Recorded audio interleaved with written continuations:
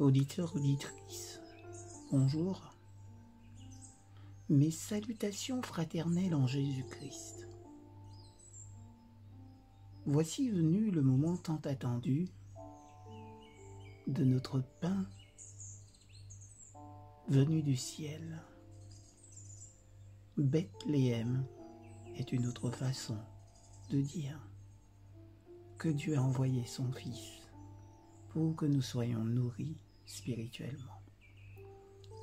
Le titre de notre partage du jour, Sauvé ou perdu. Jésus lui dit à Zachée, le salut est entré aujourd'hui dans cette maison. Le Fils de l'homme est venu chercher et sauver ce qui était perdu. Luc chapitre 19, versets 9 et 10.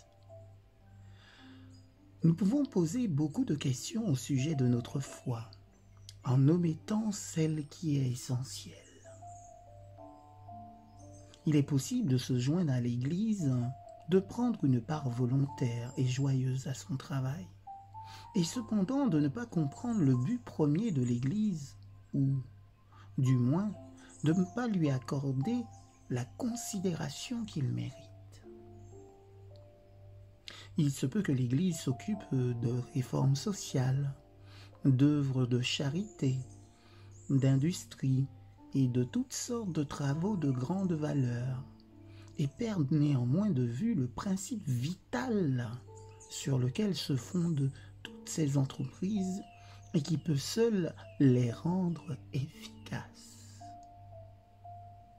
Il arrive que de telles activités remplacent l'Évangile, ou que l'on atteigne des résultats extraordinaires dans cette vie, alors qu'on n'a ni garantie ni espérance pour l'au-delà. La grande question est donc, est-on en train de sauver des gens ou non? L'homme sauvé du péché, tel est le thème traité tout au long des pages de l'Écriture. Dieu a organisé et dirigé toutes les énergies du ciel en vue de ce but unique. La rédemption morale et spirituelle est une réalité vivante et tangible en Jésus-Christ. Il n'y a pas de limite à la puissance salutaire de sa justice, à son amour permanent pour les pécheurs, à la transformation de notre vie personnelle par sa présence. Nous avons l'assurance que ces avantages sont vrais, qu'ils sont certains, que Jésus-Christ peut et veut nous sauver du péché pour nous conduire jour après jour vers la justice. Le salut n'est-il qu'un mot ou est-il une réalité? Jésus peut-il réellement faire de nous des gens différents? Peut-il nous délivrer de tous les défauts qui résultent du péché, de l'égoïsme dont nous avons souffert et fait souffrir les autres?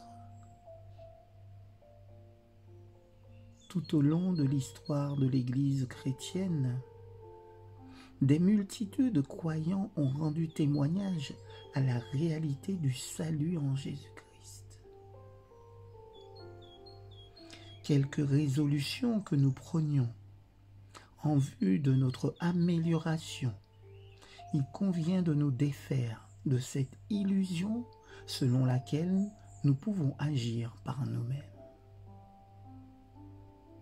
Évacuons toute confiance dans les projets humains, le soutien humain, les excuses humaines.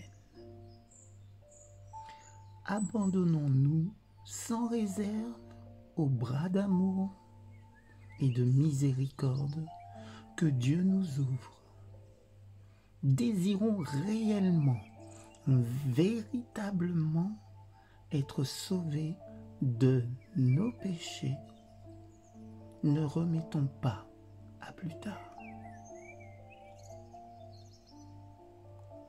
C'est là mon souhait pour tout un chacun et chacune. Amen.